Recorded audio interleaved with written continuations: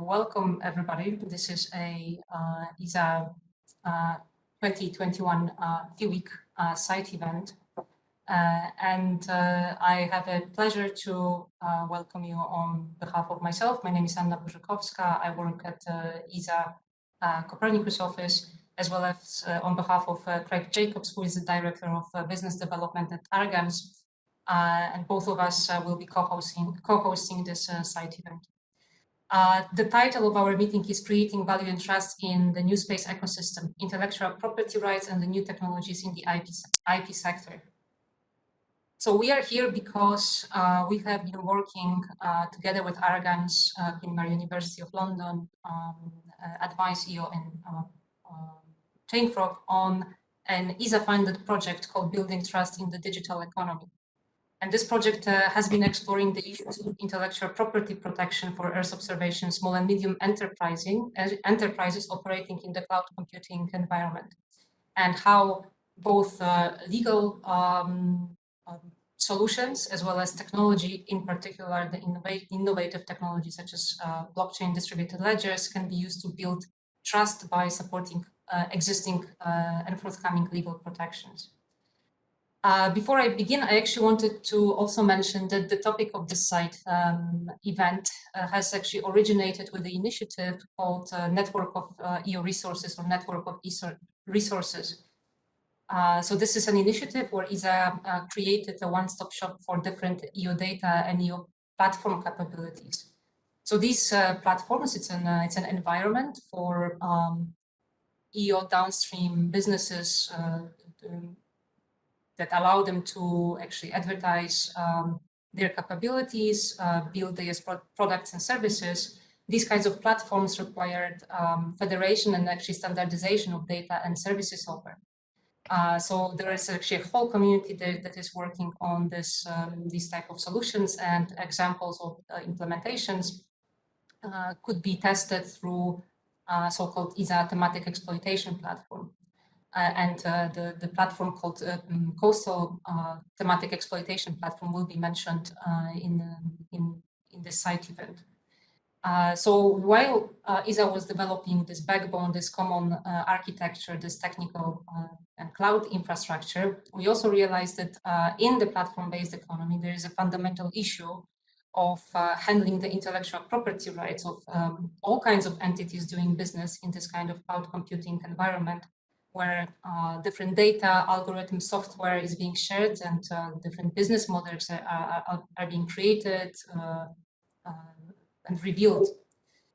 So today we actually will put this IPR, intellectual property rights question, at the center of our meeting, and we will hear from world-class legal and technical experts who will tell us a little bit more about the state of the art of the legal protections, but also innovation in the IP or intellectual property space.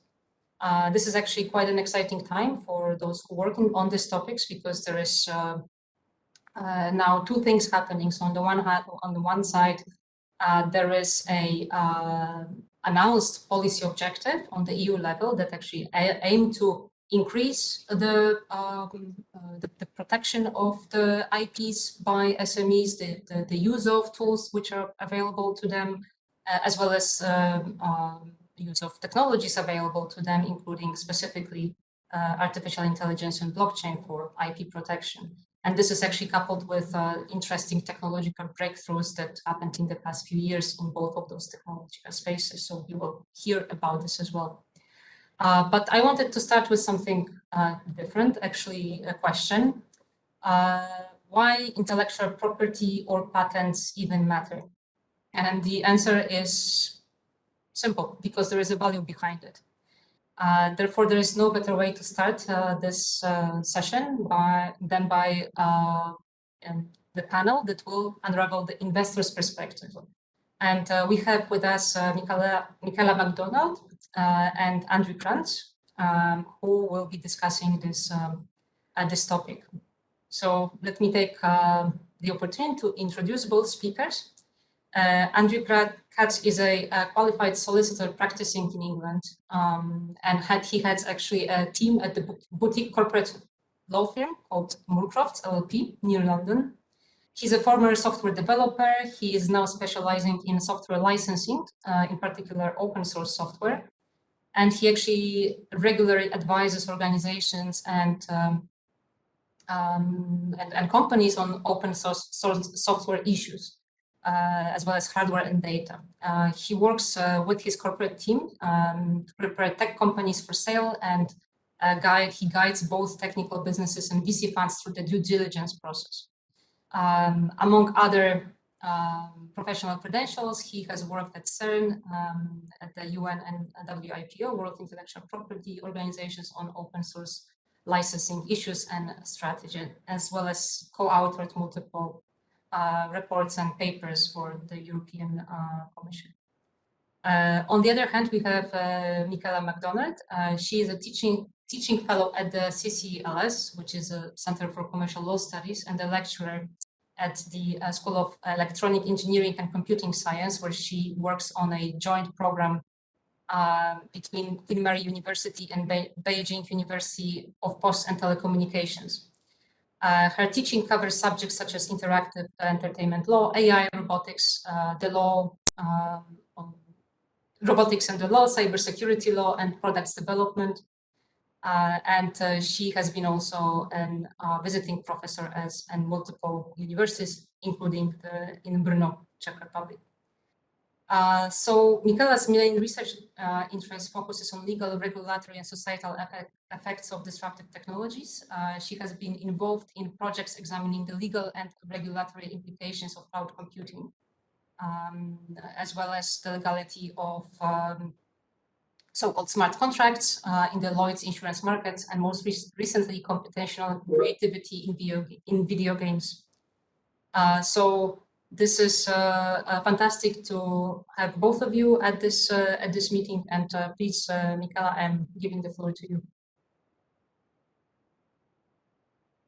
Thank you, Anna, for the introduction. I hope you can see the slides.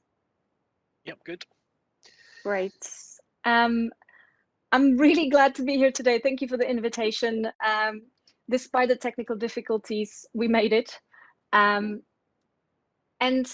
I'd like to go straight to the topic of this first session, which, as Anna already said, is about intellectual property and the potential it has for companies that both own it, but also, more importantly for this session, for investors and third parties that are wishing to exploit that value.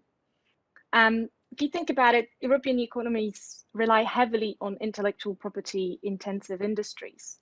Intellectual property represents an important financial and legal asset for companies, including startups. It's often estimated that it can be up to 80% or more of the company's value just within their IP portfolio.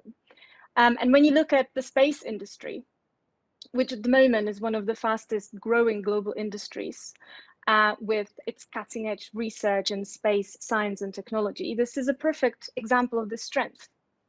For investors, companies with solid intellectual property portfolio are attractive investment targets.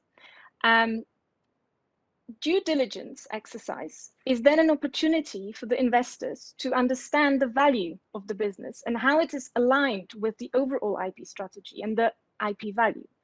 And this is obviously crucial for any further and future commercial exploitation. So this session is providing or trying to give you an insight into the evaluation and the due diligence process from the position of the prospective investor. Especially when it comes to the current practices, strategies, and expectations. Now, Andrew, I want to take the opportunity of your expertise and experience, especially in the context of mergers and acquisitions in the tech sector. And I'd like to focus a little bit more on those emerging practices when it comes to due diligence on IP assets. Specifically related to software, including open source software and open data. And my first question would be, to given your background, what role do you think intellectual property law actually plays in investment strategies aiming to acquire or invest in valuable assets. Mm-hmm. Yeah, thanks, Michaela, and thank you very much for inviting me along to this session as well. I find that the easiest way to look at the context in which intellectual property has an effect on valuations and corporate activity really is to go back to first principles. From that perspective, essentially what investors and purchasers of companies are looking at are two things. They want to make sure that their investee companies have got freedom to operate, so whatever business they're involved in, whatever products and services they're providing, they are able to do that. They have the appropriate intellectual property rights to enable that to happen, and that those rights are going to be subject to minimum challenge for third parties. So that's the first thing. The second thing is also that they have the ability to prevent other people from infringing and misusing their own intellectual property. And I think what we're seeing is that over the last few years, people have become a lot more nuanced in the way that they draw distinction between those two things. And the first one, the freedom to operate, really is is very significantly important. The second one may be or may not be, depending on the type of business that we're talking about. And I think an interesting example here would be Red Hat, which is a pretty well-known, very large organization that provides software. They are currently turning over, getting on towards $5 billion a year. They were purchased by IBM a few years ago. So obviously very significant organization. IBM would have gone through a lot of due diligence when they were looking at that particular acquisition. And the interesting thing about Red Hat is, I mean, their flagship product is basically an operating system called Red Hat Enterprise Linux. And the interesting thing about Red Hat Enterprise Linux is that there is absolutely nothing preventing me or anyone else from taking that product and from commercializing it themselves. So what Red Hat have is freedom to operate. They're able to take it and commercialize it. But what they're not able to do is to prevent other people from taking that product and commercializing it themselves. So the question is, where is the value in the company? It's not. If you look at it in a traditional IP sense, you would argue that any competitor can just quickly take that product and they can start rolling it out overnight. And of course, the answer is that Red Hat Enterprise Linux is not really the product. The product is everything that surrounds it, the services, and the value is in the customer relationships, the way that they do business, and their goodwill, basically. So that's the basis of the valuation that IBM placed on Red Hat when they purchased it. And that really informs the way that people are starting to look at the valuation of IPs, and in much more subtle way. It used to be the case that you would just look at a patent portfolio, for example, and say, right, these patents are worth something, we can buy and sell them. But people are now much more interested in the context in which that intellectual property is able to be used, to make sure that it can be used to generate revenue unchallenged. But you have to look much more carefully at whether it's actually necessary to make sure that you've got your own intellectual property rights that enable you to prevent other people from making use of that intellectual property. Thanks, Andrew. I think you highlighted a quite crucial point, something that I'll be mentioning in the following session, and that in terms of intellectual property, it is a negative right. It means that you can stop others from doing something or acting in a certain way. But for the value to be exploited, to be commercialized, again, in the traditional sense, you need to grant specific licenses, give third parties permission to act in a positive way and to access and use the intellectual property in a certain way, so that they indeed can exploit it further, provided that we are talking about the sort of core IP assets. The example that you've given goes slightly beyond that concept. And I would be interested in what sort of documents, or again, what is the role of possible documentation that you may obtain as the rights holder in a variety of IP assets you may hold? How this can serve as an evidence or as a proof of value that again would be of interest for a prospective investor. Yeah, no, that's a really good question. And the traditional way of undertaking due diligence is really to ask a lot of questions of the target company, and of course, core to that will be the documentation that they can provide. So, typically you would set up a deal room, which is like a virtual space, it's sort of like Dropbox with knobs on, that you would ask the target company to place copies of all the relevant documentation, so that the purchaser or the investor can take a look at that documentation and confirm to themselves that it's all in place and it's in order. And a lot of it is going to be fairly straightforward stuff. So you'll be looking at things like, for example, you mentioned license agreements earlier. So you need to make sure that if you're using certain pieces of software or data, for example, you've got appropriate license agreements to use them. You also want to make sure that you can demonstrate the provenance of the intellectual property that you've developed yourself. So you will need to look at the employment status of the people who are working for you and make sure there's appropriate documentation, whether it's in terms of the employment contracts, for example, or if you're working with people, other organizations in partnership, you'll be looking at the partnership agreements to make sure they've got appropriate intellectual property clauses in there that make it clear who owns any intellectual property that's generated, who's got the right to use it, what the license terms are, and so on and so forth. But what's becoming, again, much clearer is that what you would typically do in the past is take a look at that documentation and see, right, company X is producing product Y. Do they have the right to produce product Y? Do they own the intellectual property rights in product Y? And that pretty much gave you the information that you were looking for. So, for example, if let's take it outside the role of intellectual property completely and say, imagine that you're an organization that is buying a cake factory. If you're buying a cake factory, you will want to take a look at some of the cakes that they're producing, and you want to make sure that they don't contain salmonella, and that they taste good, and so on and so forth. And that's really useful information. You want to make sure that when you purchase the company and it's selling cakes to people, that people are going to be happy with the cakes and they can continue to purchase them. But what you're going to be more interested in many ways, is the process by which the cakes are made, because you're going to want to make sure that, first of all, there are no potential problems that are stored up in the past that you're unaware of, and also that if you carry on running the same procedures for making cakes, it's going to carry on in a suitably profitable way. So this is the point at which you need to find out things like, is there a regular process for cleaning all of the machines and sterilizing them so that you can't get any contaminants in there?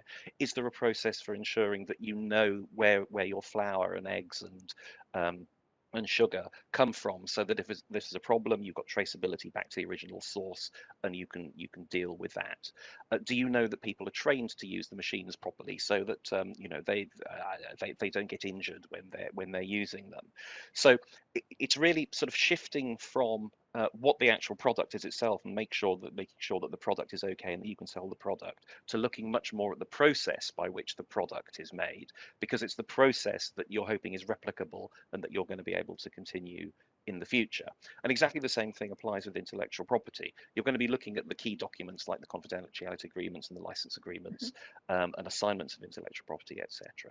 But you also going to want to look at the processes of how you got there in the first place. So is there a process for when people are negotiating, sorry, when they're involved in creative processes, whether there's a process for capturing the IP, or that when you're dealing with third parties, that you have appropriate confidentiality agreements in place that specify who the IP belongs to, and so on and so forth. So the focus of the documentation, I mean, it's still very important to have all those basic documents that we looked for, and of course you'll do background searches for things like patents and trademarks and domain names and so on that are registered intellectual property rights.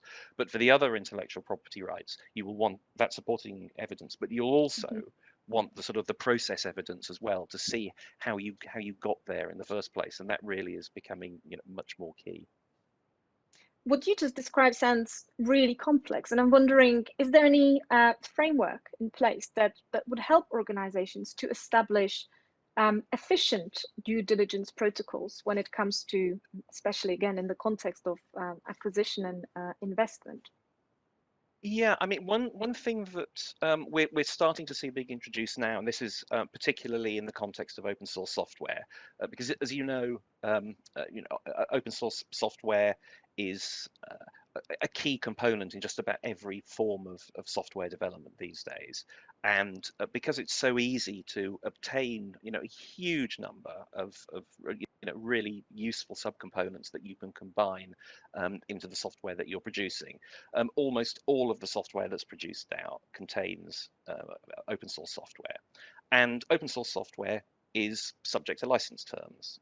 Each piece of open source software will have its own license terms. Some of them are very liberal, some of them are more restrictive. Some of them have terms that can make it quite difficult to commercialize the software in certain circumstances. So going back to the sort of freedom to operate point, it is vital to know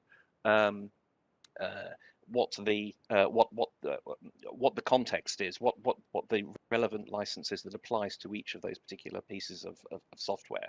And part of the problem is that as software development has become more complex and more ambitious over the years, when I first started this process of checking to see what the licenses were that were applicable to a bunch of components in an open source product, I was looking at maybe sort of 20, 30, 40 licenses, 20, 30, 40 components with their different licenses. That was something you could put on a spreadsheet and you can analyze that manually. But as the software development process has expanded, it's now the case that, the last product that I looked at had well over 100,000 components in under a variety of different licenses. And there's no way to be able to look at this manually. So the Linux Foundation introduced something called Open Chain a few years ago, which is now an ISO standard. It was produced as an ISO standard at the end of last year, in December last year. And basically what that does is it sets out a number of criteria that a quality software development program will have when it's using open source software. And this is very, straightforward things like, do you know all of the components that are in your code? Do you know which licenses are applicable to them? Do you know what the effect of those licenses are? Do you know which components you can combine with other components to make sure that you're not, which don't cause license incompatibility problems?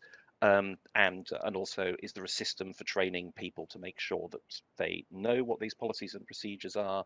Is the process for dealing with exceptions, and so on? It's a relatively short standard, and anyone that looks through it is going to say that 90% of it is basically very straightforward and very sensible. But what we're seeing increasingly now is it's being used as a tool within the due diligence process, that the first thing that you do when you know that you're looking at a target company that is producing software is to really apply those open chain criteria. You may not even use the term open chain, but you just use it as a tick box to ask those very same questions. So you look at the target company and you say, right, do you know all of the open source components that go into your code? Do you know which licenses are applicable to them? Do you have all of the documentation that you need to demonstrate that? Do you have a process for verifying which code can go into the which components are allowed in and which aren't, and so on and so forth?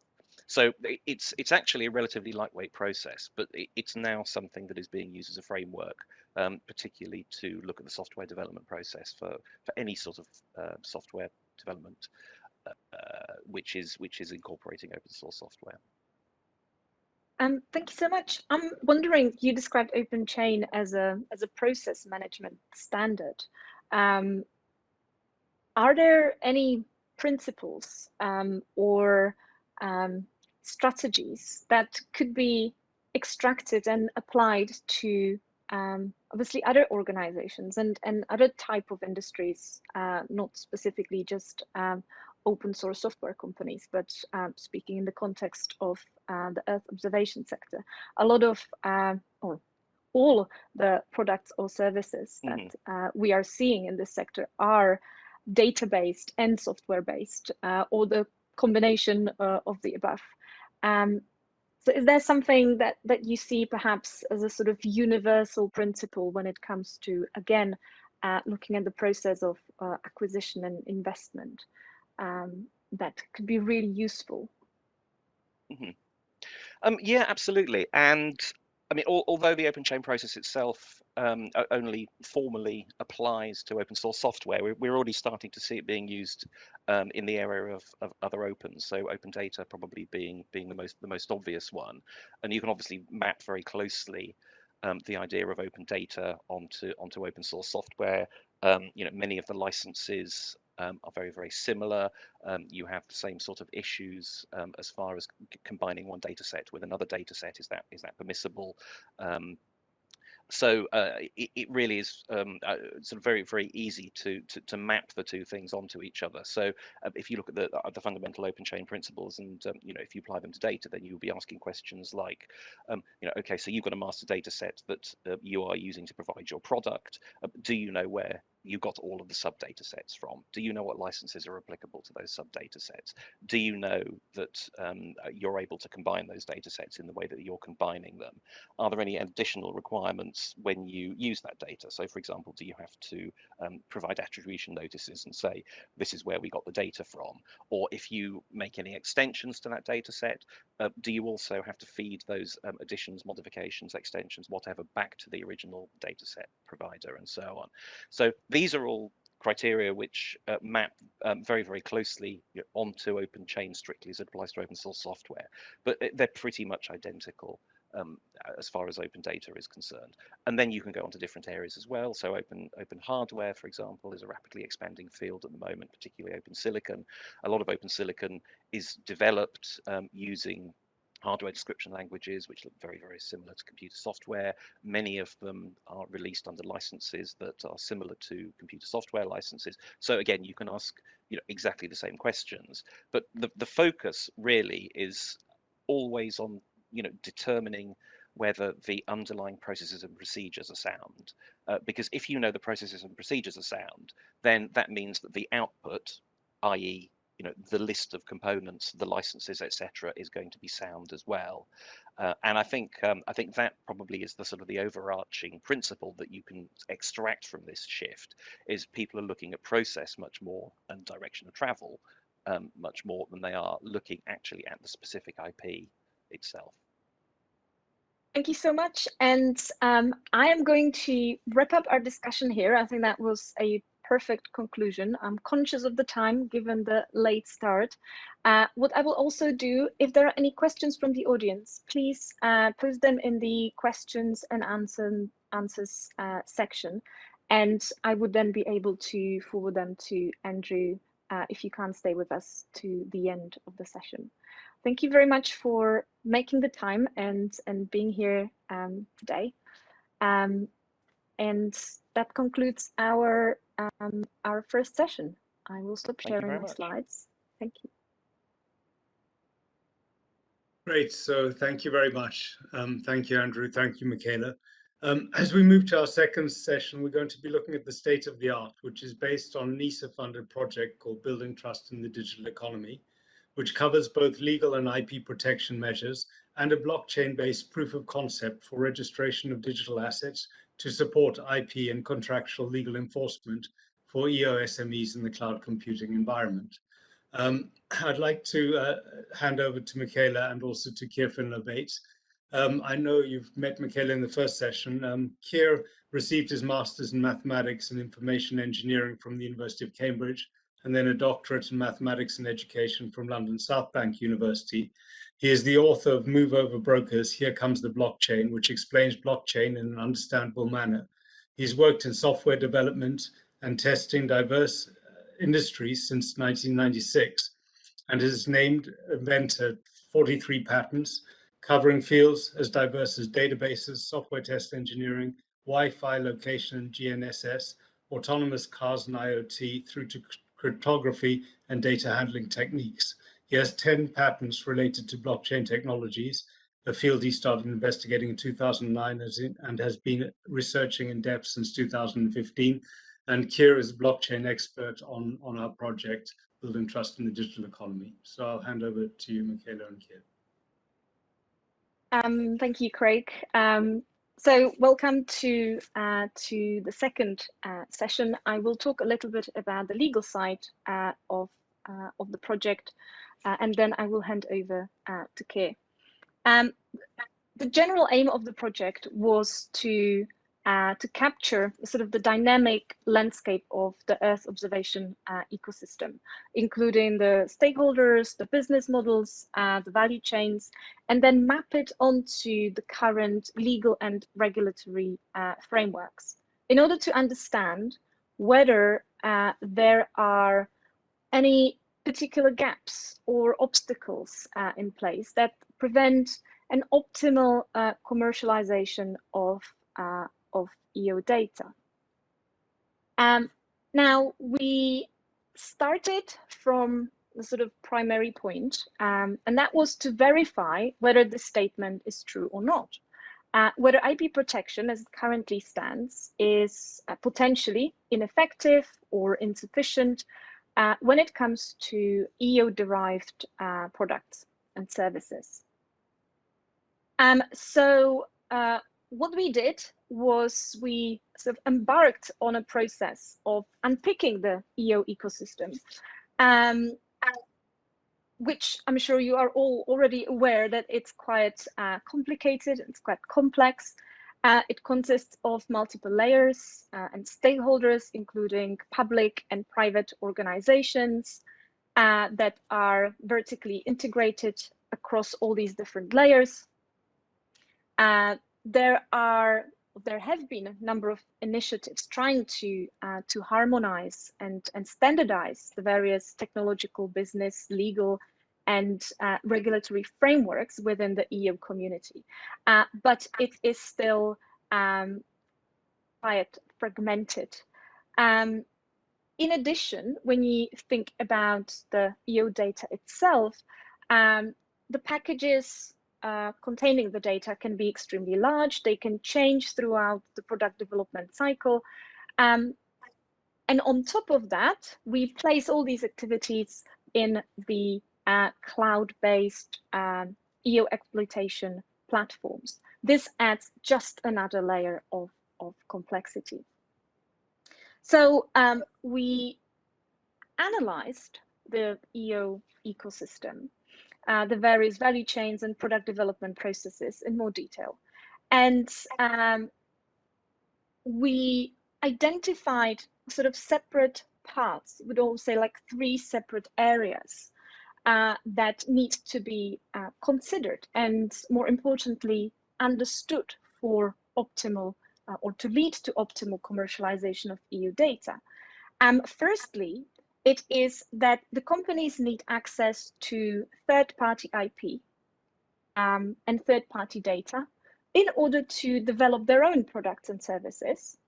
Secondly, then they need to be able to create their own intellectual property in order to generate that added value. So this is something that Andrew was talking about, the freedom to operate and then the freedom to generate the value.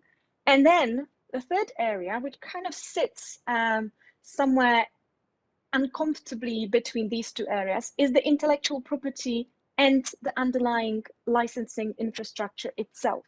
You need to be able to understand the nature of the asset in order to know which kind of intellectual property right or rights are the most suitable to support that commercialization, and what kind of licenses are needed in order to both access third-party IP and to license your own IP. So it is a quite complex set of interrelationships that we were examining in our study. And when we looked at the ecosystem and the different assets that may be present in the value chains, from data to maps, models, different software-based products, algorithms, business solutions, and know-how, we identified sort of 3 broad categories of assets. And those would be data, software, and algorithms. I just want to note that this is not an exhaustive list, it's just an illustration. And as I said, those are very broad, broad categories. Now, once we understood the different assets that may arise or may be used in the processes and in the value chains and product development cycles, we then looked at available intellectual property rights and other legal mechanisms that can help to protect these assets and therefore enable future commercialization. Now, this was already mentioned that property rights are negative rights.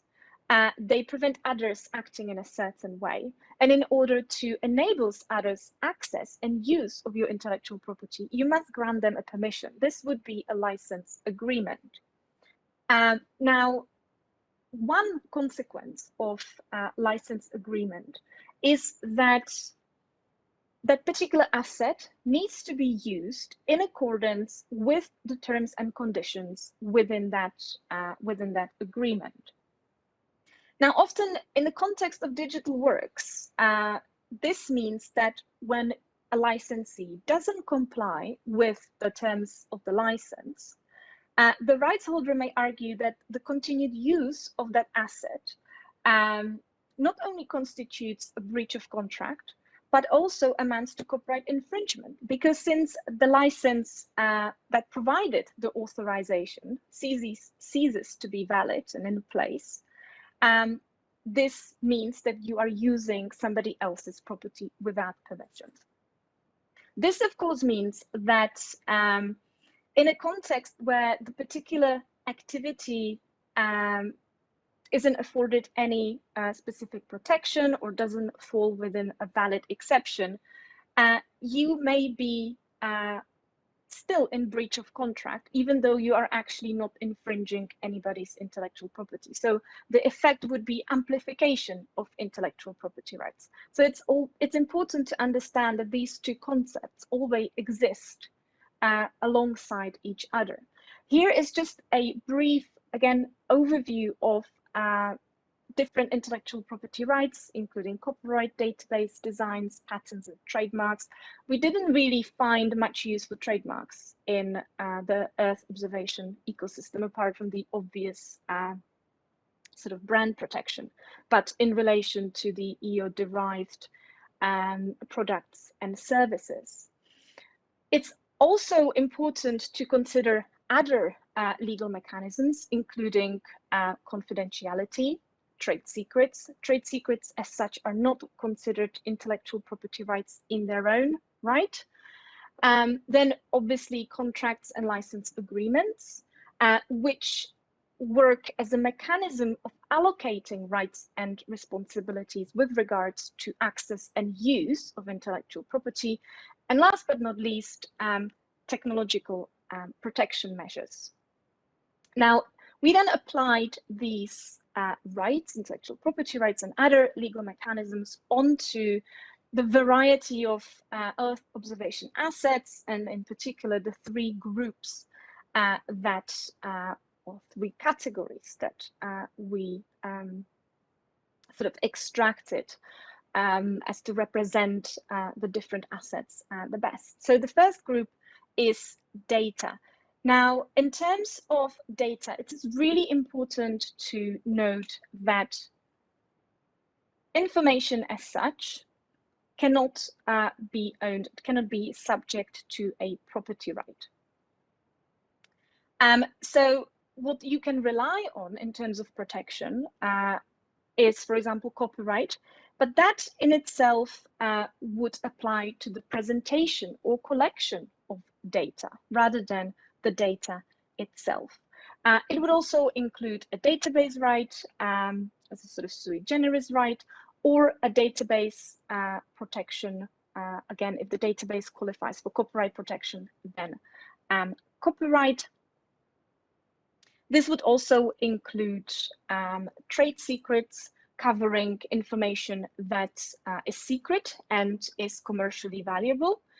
And should none of these intellectual property rights apply, and trade secrets are not an option, then you can always rely on contracts and licenses, where you are literally giving contractual access to your data sets, determining how the data can be used within the terms and conditions in that contract, in that license, which means that the data doesn't have to qualify for any IP protection whatsoever, but you still have a way of controlling access.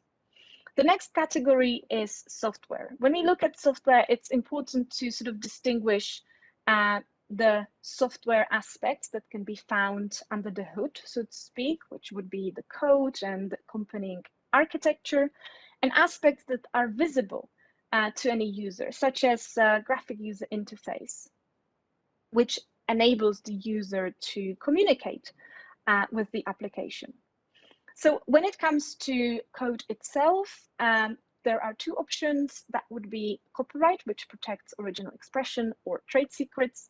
And when it comes to graphic user interface, this again can be protectable by copyright, by design, potentially by trademarks, or unfair competition.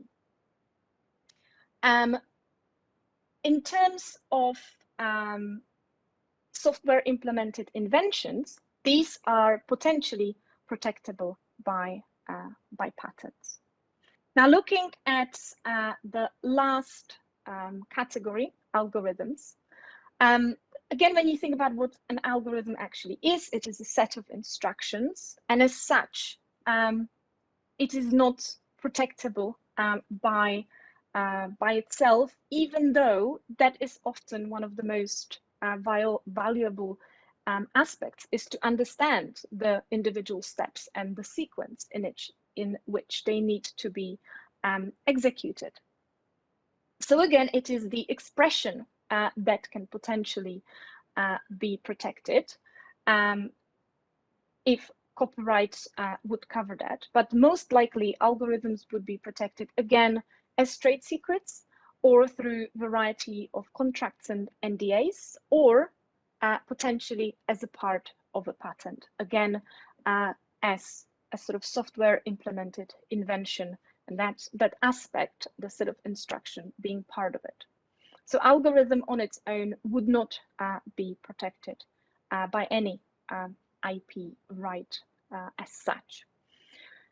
In terms of AI-generated creations and inventions, as the law currently stands, they are not protected by either copyright nor patent, because we require human author and human inventor. However, there have been a number of cases around the world at the moment which are challenging this concept, and the jury is out, so to speak, whether intellectual property justifications will be amended to allow AI to act as a creator or an inventor.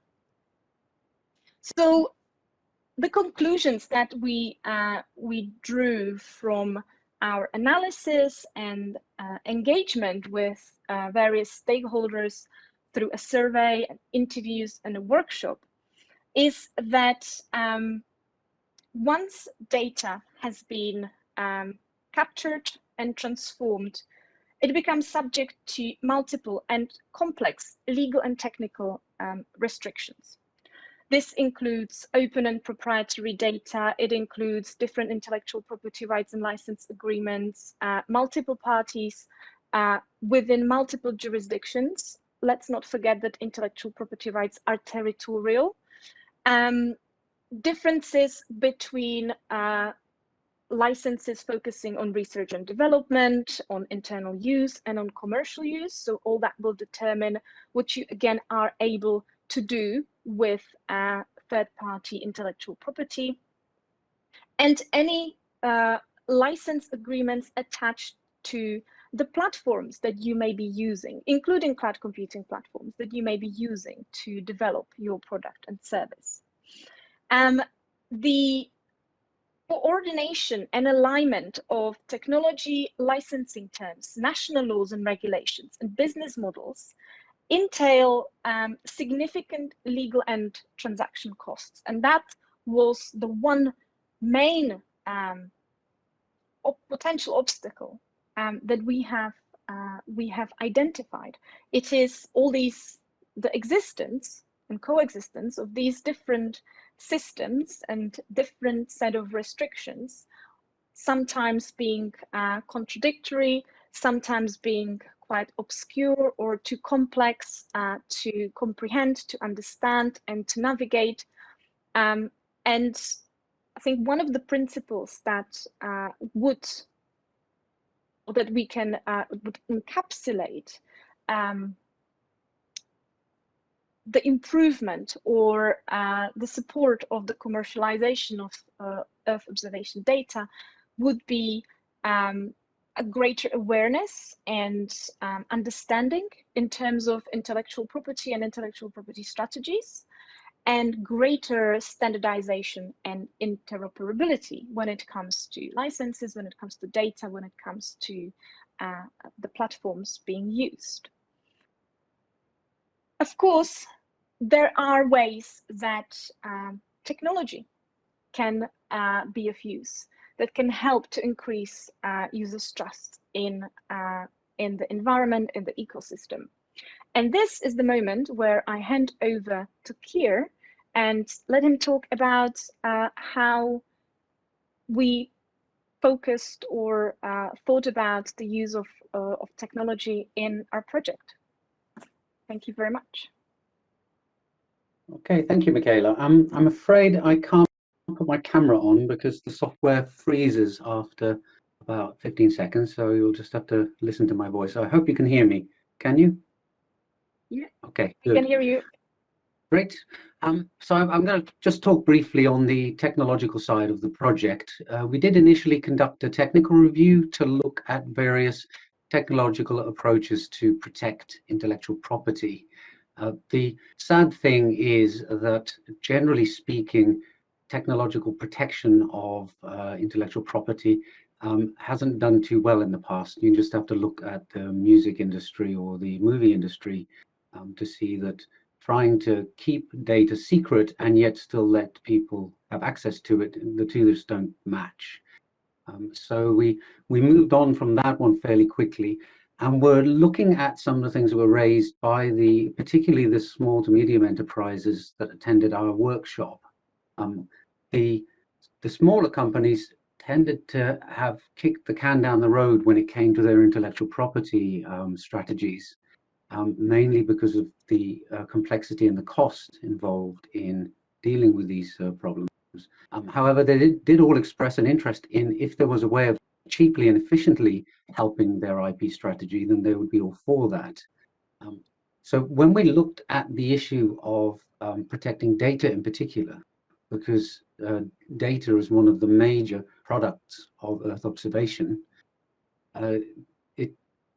fundamentally, one of the big problems is being able to register that you are the originator of that data, or that you have taken some data and transformed it into a new data set at a particular date. And you see this actually in other IP areas. For example, patents are recorded in a patent database managed by a central authority, namely a patent office. And similarly, although copyright in most jurisdictions, you don't have to register your work. In practice, there are plenty of copyright registry organizations around the world where you can do so purely to help you if you're facing a court case later on, because then you have evidence that you were the person who produced that work protected by copyright.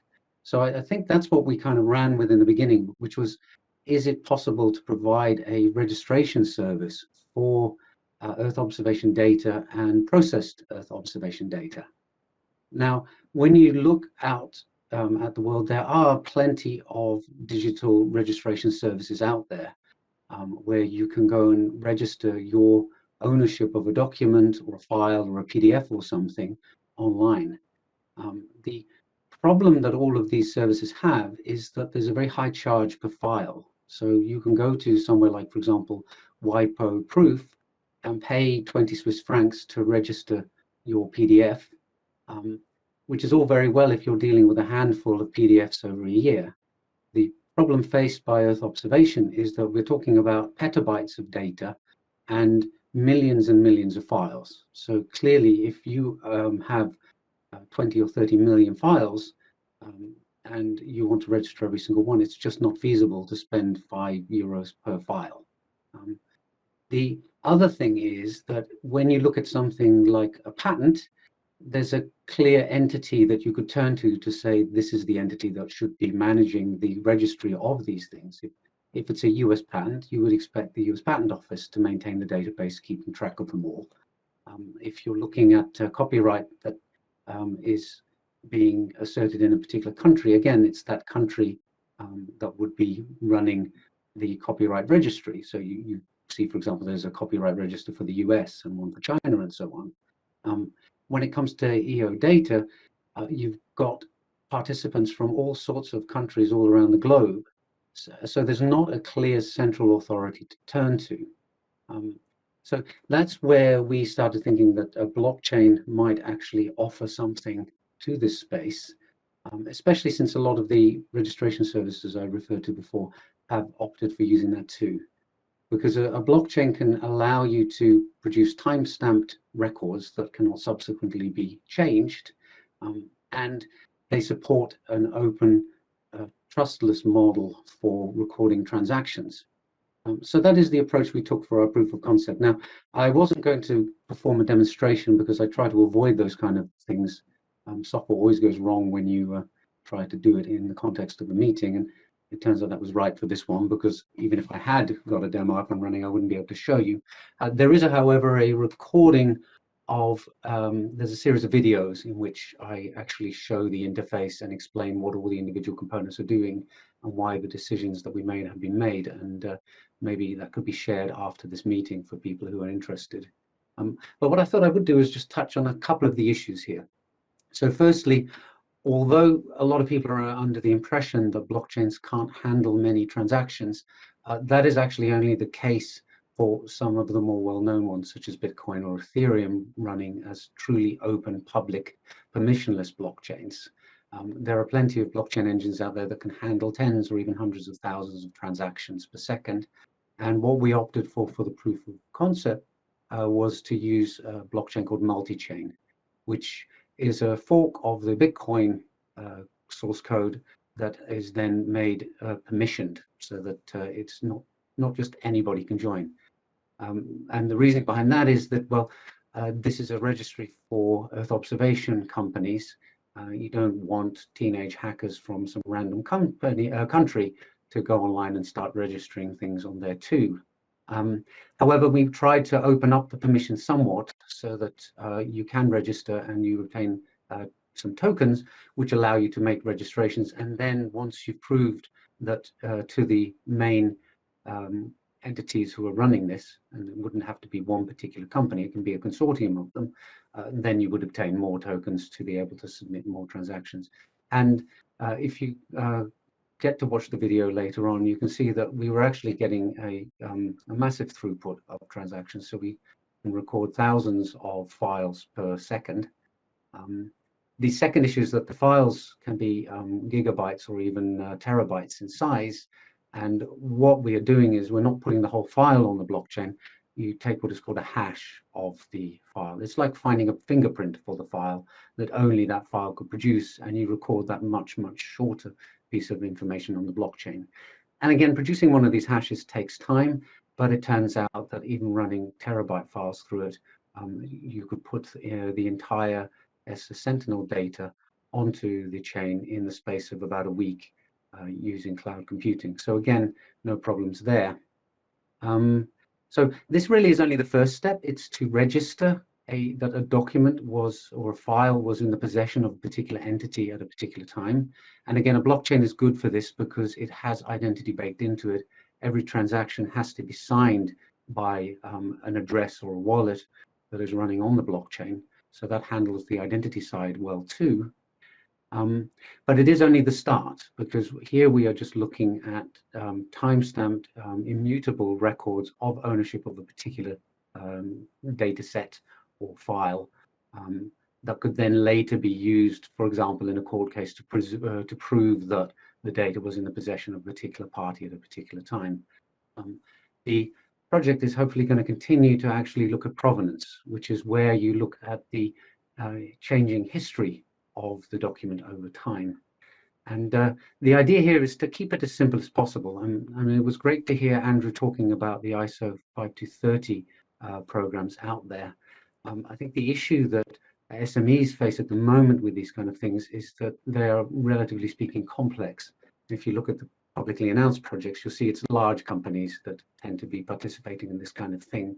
So if you have a 10 or 20 person company working in Earth observation, the putting one person onto that kind of thing might be too expensive for you. But if there's a simple system where you can just register initially that you have a document or a file in your possession, and then later maybe even show the provenance of it and how it changed over time, and that would then tie in neatly with something such as OpenChain, in that you have a history of which files have come into your possession, how you've used them, and how you've passed them on. So forming basically a record of the history of the file as it changes over time. So I think that really covers what I wanted to talk about today, and I'll hand back to the hosts now. Thank you very much.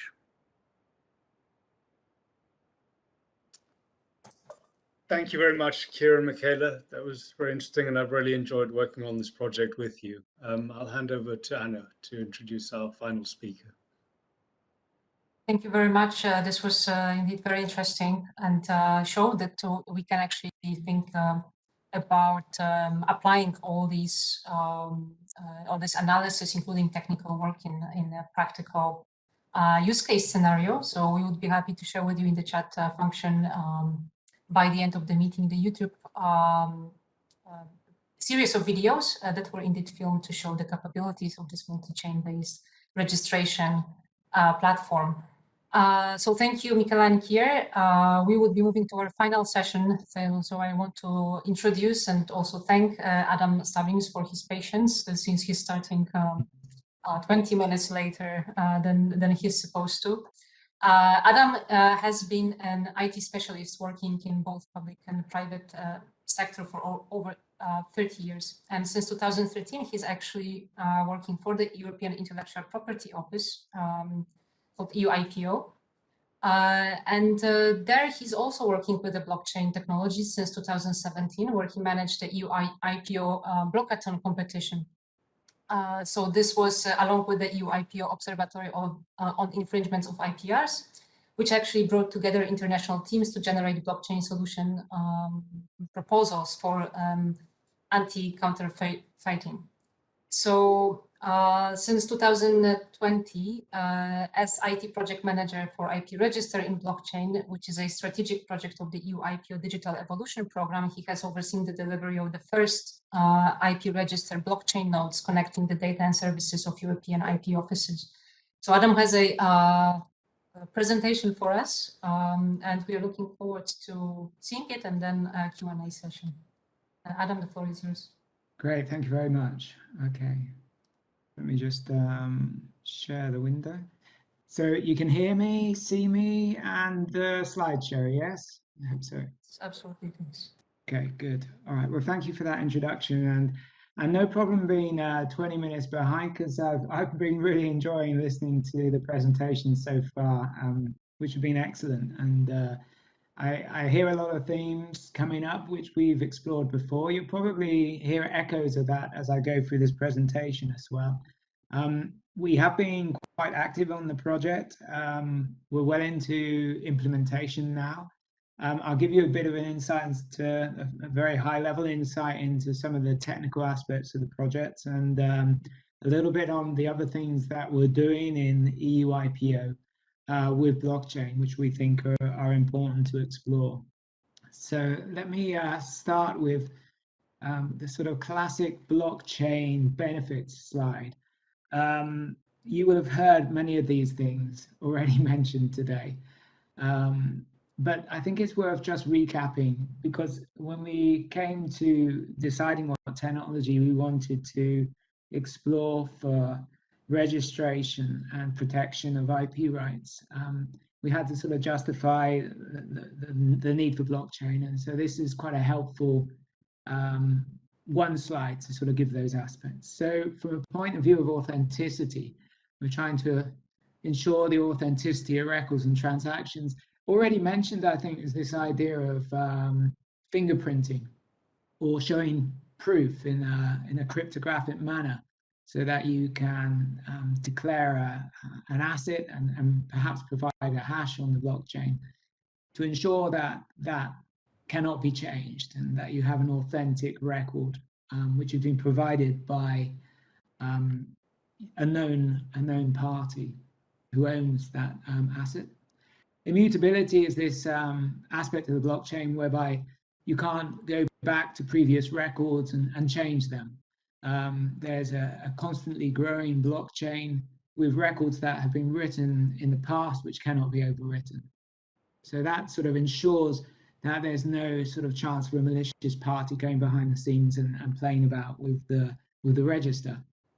From a security point of view, blockchain is part of a network of nodes, and there's one of the aspects of that network is there's a sort of redundancy built in. There's no single point of failure, so in the case that one node was to fail, other nodes can pick up and continue. So there's the strength there. There's also the idea of the identity of those who are writing to the blockchain as well. Here you can sort of talk about the sort of authentication, the use of cryptography again with private keys, public-private keys, and knowing that the participants are genuine participants and identifiable. And then transparency, well here, this again sort of leads a bit towards this immutability, the fact that records are written forever, that every transaction is verifiable and auditable. Now in transparency, this is where you sort of perhaps have a difference between public blockchains, where everyone and anyone can interrogate the blockchain, or the more permissioned blockchains or private blockchains, whereby it's more to do with particular parties who have the responsibility for managing the blockchain, trusted counterparties who are managing the blockchain. And perhaps the visibility at a public level may be more sort of controlled by APIs. In our case, we're actually using a permissioned blockchain in that way because it fits very well with the use cases that we have. A bit more on that later. And then for efficiency, well, one of the characteristics of blockchains is the smart contracts, which basically automatically trigger actions. This allows, you know, in the case of an event or a change in data, that we can automatically trigger processes. This, I think, has a real relevance to things like licensing, for example, whereby in the case that a license was to expire, then the rights to use that IP right would also be automatically repealed as well. Integrity, I often say that the integrity is kind of the sum of all of the parts that we've mentioned already. The idea really is that if you've got this sort of high integrity platform, you actually have a strong platform in which to provide services which rely on that integrity, integrity of the data, integrity of the processes, and integrity of the access. So altogether, this blockchain benefits led us to sort of examine where we'd like to place those. First of all, in the EU IPO. The EU IPO, as I think you probably know, is responsible for the registration of EU trademarks and designs, and we hold the register. And we're also working with member states with their trademarks and designs as well, EU member states, and also with many other IP offices in the world. And one of the realizations of that cooperation, if you like, is a flagship application of the EU IPO, which is TMView and DesignView. TMView DesignView is a database which includes over 90 million trademarks from all around the world. I think there's around about 70 IP offices participating in this.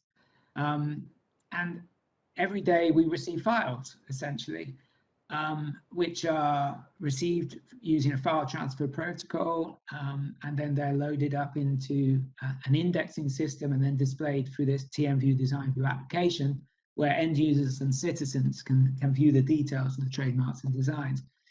Really, when we started to look at blockchain, we were sort of thinking that this is an opportunity for a way of making that transfer much more efficient, less error prone, and also because the blockchain benefits, more potential there for the future.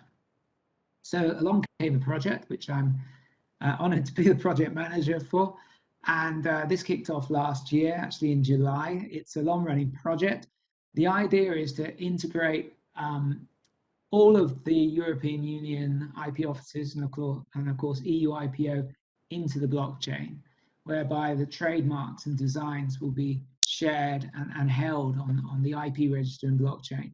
And we're working with other international IP offices. I mentioned 5 here, but actually the interest from international IP offices is growing. So we will see what happens with that number, but I can imagine it will go further than the 5 that we originally were considering. So at the end of this project, we hope to have these offices on the blockchain with their data.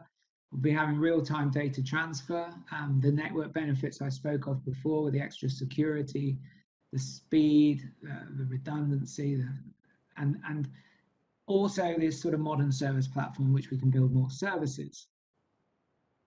So in a nutshell, when we were sort of making our case for the project, we wanted to identify the blockchain network, improving security and stability, improve timeliness with the data transfer.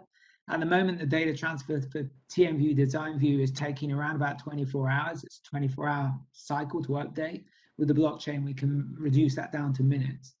I'll come back to the middle one in a second.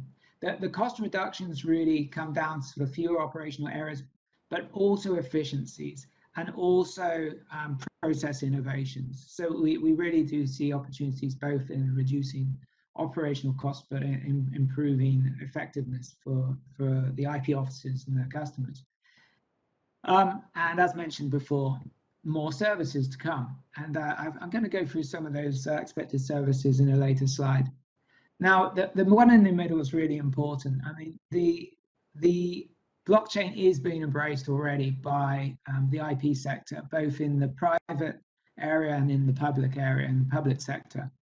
And really, it's going to happen. And it's just kind of such a natural technology for IP that we realized as an office that we had to get on board with this and work out how we could use blockchain for public good, for the good of the citizens of the EU and for any IP rights stakeholders.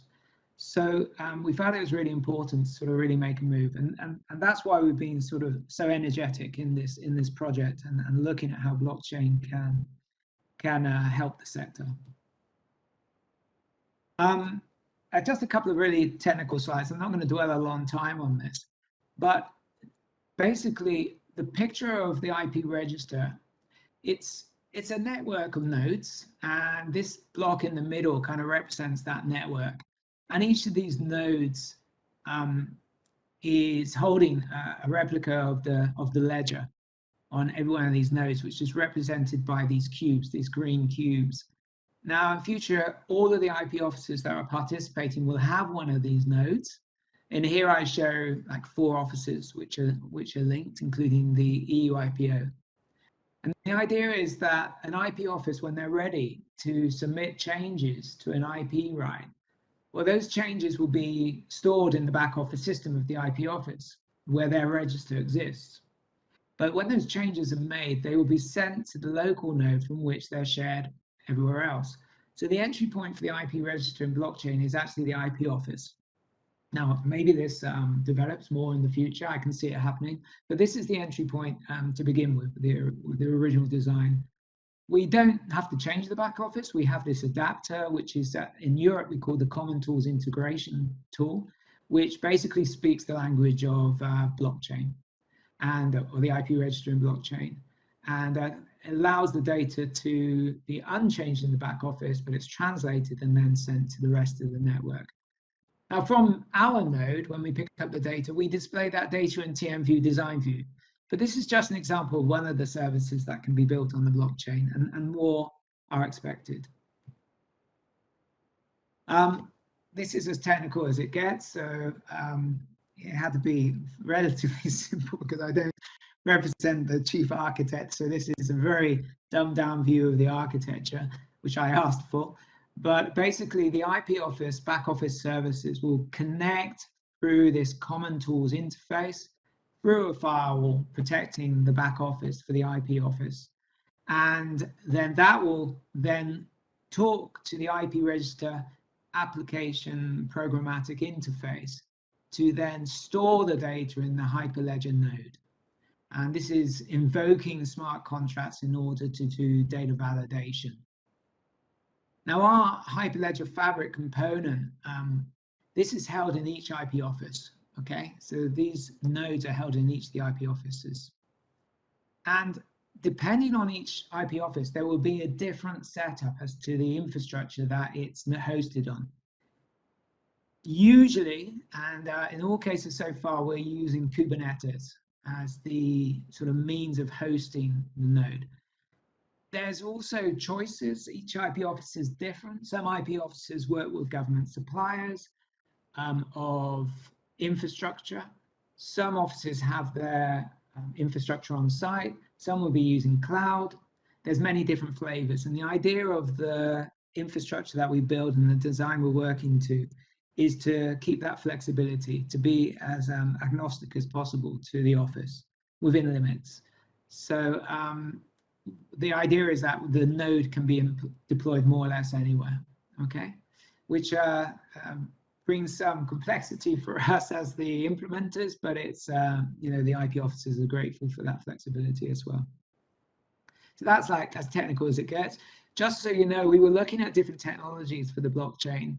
We evaluated 4 types of blockchain technologies, including Ethereum, Corda, multi-chain, and Hyperledger Fabric. Multi-chain was one of our ones we were most interested in, actually. We did do an early proof of concept using multi-chain, and it actually came second in our choices. I think Hyperledger Fabric was some of the characteristics of that which were very important was the fact that from a licensing point of view, it doesn't incur sort of licensing costs. Of course, there's costs, but not licensing costs, being an open source project of the Linux Foundation. It's good for sustainability because there's a large community of developers, and that's very important for us not to be locked into any supplier.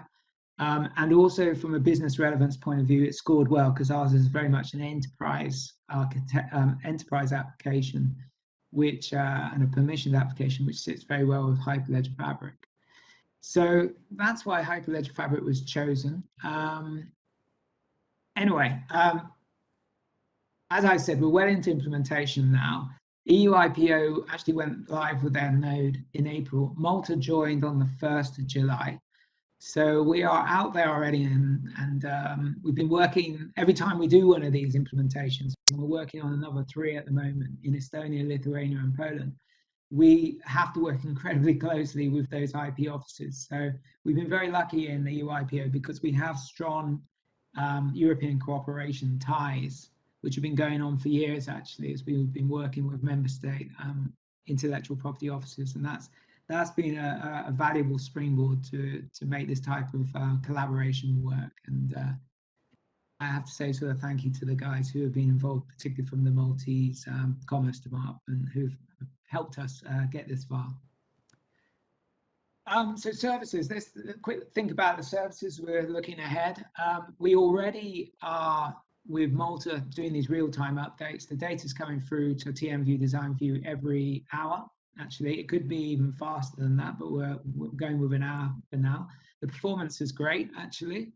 One of the things that was said earlier is about the slow transaction speed, and as correctly mentioned, you know, the right technology doesn't have those limitations with speed of transaction. We've got well over 2 million trademarks now in our system, which are going through very fast. The data is validated on entry. We're also next year going to be providing a service through TMView Design View, which exploits this immutability and audit trail that the blockchain gives. And so in future, if the IP rights have been put through the IP register, another dimension of the sort of time dimension will be displayed through TMView and Design View, so you can see the historic view. And this is quite a big deal for IP offices because, you know, this type of having the historic view of a register is something quite new. In fact, you know, even the EU IPO is relatively recently that we've been managing the EU register for public view of the historic data. So it's quite a big deal for the smaller IP offices that don't have this native functionality in their own register. Other things coming. Let me see. I want to pick out some of these are to do with procedures for trademarks. Priority claim is a classic procedure for trademarks and designs, and also for patents, actually, which the blockchain can really help with because of the use of smart contracts, the way it can link different IP offices together in a very efficient way. So this is definitely being explored. Detailed data in there. Types of things that we're talking about there are also including off-chain. The idea of being able to include off-chain certificates, which may be hashed representations of documents which are stored on the blockchain. User portal. This could be quite sort of revolutionary in as much as it's really putting the user at the center of the ecosystem. Things like self-sovereign identity allow a user to identify themselves once and to be able to use that identity across different institutions. If we could do that across IP offices, then we would have the user really being able to see their IP rights regardless of where those have been registered. And this would be quite a breakthrough in terms of defragmenting the sort of IP sector. Digitized IP, there's much more to be said about that. Smart trademarks you may have heard of, things like also using digitized IP such as non-fungible tokens to represent IP or represent goods which are protected by IP traveling through a supply chain. I'll mention that very briefly in a second. Okay, but there's more. Now, not all of these things are going to happen tomorrow. It's a long project. There's a lot of work and collaboration to happen for some of these to really take off. But, you know, we make good progress, and we expect to sort of be getting near to priority claims next year, hopefully implemented. So things are moving fast. Okay, I don't think I've got too much time. Anna, how much time have I got left? 5 minutes, maybe? Yes, let's keep this time frame. Okay. This is very interesting, so please go on. Okay, sure. I will keep it short. There's only 2 more slides to go, I think. I just want to mention the anti-counterfeiting blockchain infrastructure design contest. Now, another important part of the EU IPO is the European Observatory, which develops tools and best practice to enhance protection of critical assets for companies and individuals. Now, we wanted to look at anti-counterfeiting and the relevance of blockchain. We had a EU IPO conference in 2017, which really highlighted the potential of blockchain in the supply chain to help protect goods and products. In 2018, we did the Blockathon competition where we pulled together lots of teams. I think there was 11 in total who developed in a hackathon solutions. It was an incredible 2 days, but leading from that was this desire to go further. A Blockathon forum was formed, which allowed the discussion to carry on. The discussion included legal experts, logistics operators, legal experts I mentioned, but also IT technicians, IP rights holders, institutions, and that discussion carried on. And the decision was that we really need to put some more incentive into this to sort of develop an architecture for anti-counterfeiting. And this is where the design contest was born. The design contest was published in the last few months. The cutoff date was actually last week, so bad luck for anyone who wants to enter now. But it's now cut off, and now we're sort of in the evaluation stage. But anyway, it's quite exciting. Just to mention, if I may, that the goal really is to design a blockchain-based compliance infrastructure that authenticates products and facilitates the secure data exchange between all parties in the supply chain. This is kind of a big picture view of the use case, where you can see how products will go through the supply chain from manufacturers to logistics operators, through enforcement authorities such as customs, to the retailer and to the consumer. Well, how can we use blockchain in order to support this? the idea of this digital twin comes up, where you have a digital representation on the blockchain of the products and goods. And we're really, I asked the question, how can blockchain support this protection and anti-counterfeiting? Well, the answer will be in the competition results, actually, because that's the idea of the design. But we're expecting some exciting ideas, and then in the future to implement this this infrastructure is the idea. So anyway, this is, if you like, one of the ways as well where I think a key message here is to work with other stakeholders. This competition involves consortia from the private sector. They've got a massively important role in making blockchain work. You know, this relationship between public sector and private sector is key to, you know, the achievements we want to make, and these other stakeholders, and bringing them together to discuss the links, you know, that, because a blockchain is all about that connectivity, and bringing those stakeholders together is really at the core of this competition, I would say. And so anyway, that's the end of the presentation. Thank you very much for giving me this opportunity, and happy to take any questions, of course. Great. So thank you very much, Adam. That was really fascinating, and I think shows the real advances that are happening within the blockchain space and intellectual property. I know we've met once before and had a really interesting discussion, and for us it was a really important experience in terms of how we relate that to what we're trying to do in a much smaller way. So thank you for that. I was going to ask if anyone has any questions. I am aware of time. At the moment, there are no questions in the Q&A session. Actually, we do have two questions. Sorry, understood. Sorry, I think is quite interesting because Daniel is asking, actually referencing our first speaker. So using copyleft, similar to Red Hat, so building business based on quality of service and know-how and not copyright.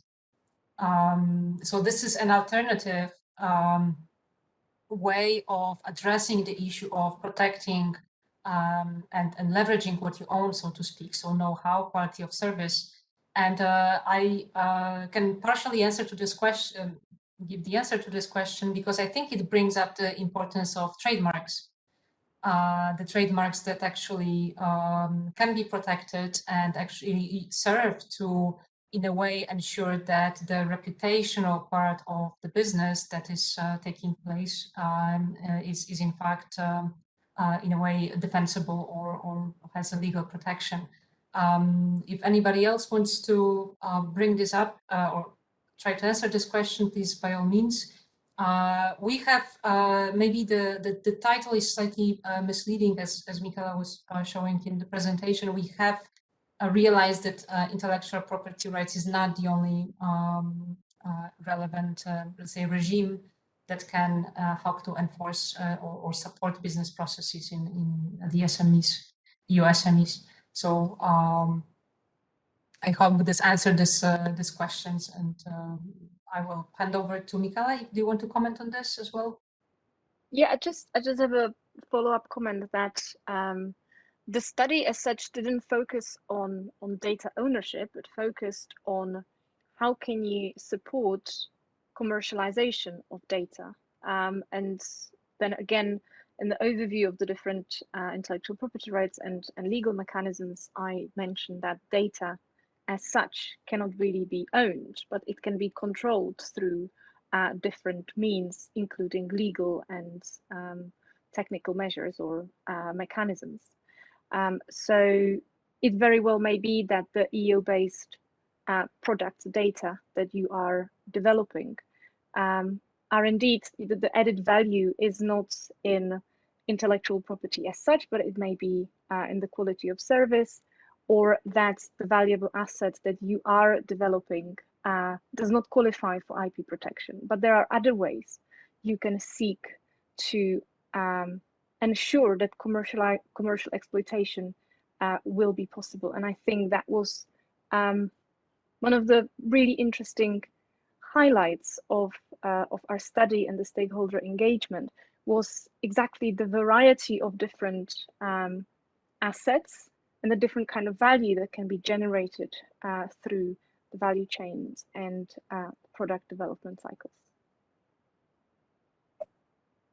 I think there's also something worth saying about the Red Hat model, and you see it in, for example, also Automatic, the service company behind WordPress, and the Drupal open source framework. I can't remember the name of the company that is behind that. They tend to be based on profitability through a user base. So I was trying to think when I saw that question, how could a small to medium enterprise in the Earth observation space that is processing data in order to produce data products use that model? And I kind of fall short when I try to think about that, because it's a viable model for certain kinds of businesses. I'm not sure when it comes to Earth observation data products that it really translates that simply. Once you put all the effort into processing satellite data, the data is there at that point. What extra you can offer services, but you would lose all the work that you put into actually producing that process data in the first place if you just allowed anybody to use it.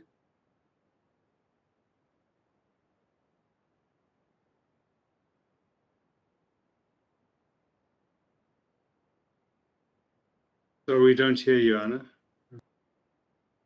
We had a second question from Emmanuel. Is CTI, this is a question to Adam, is CTI part of the Connecting Europe facility building blocks?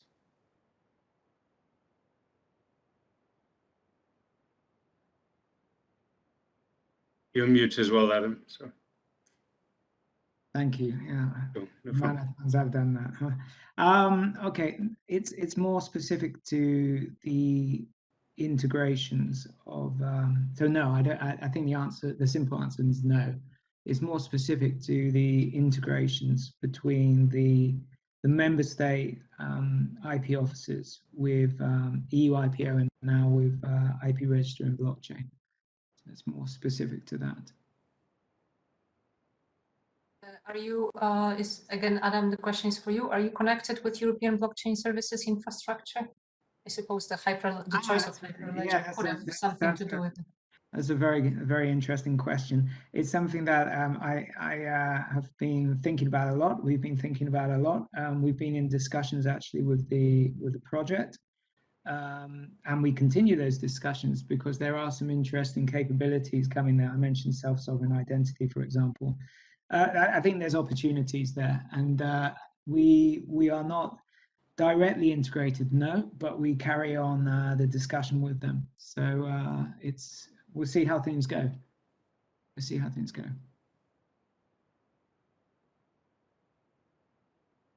I think that was the last question. We can officially wrap up. We are certainly over time. So thank you, everybody, for participating to this event. I thank on behalf of ESA. We hope that this was an interesting event that actually showed that we try to be innovative in all possible spaces, including in IP protection. And please stay tuned. We would be continuing this project and organizing actually additional workshops in November for industry to learn more. Craig, over to you. Thank you very much, and I agree. Thank you very much to all the speakers. It's been a really interesting event.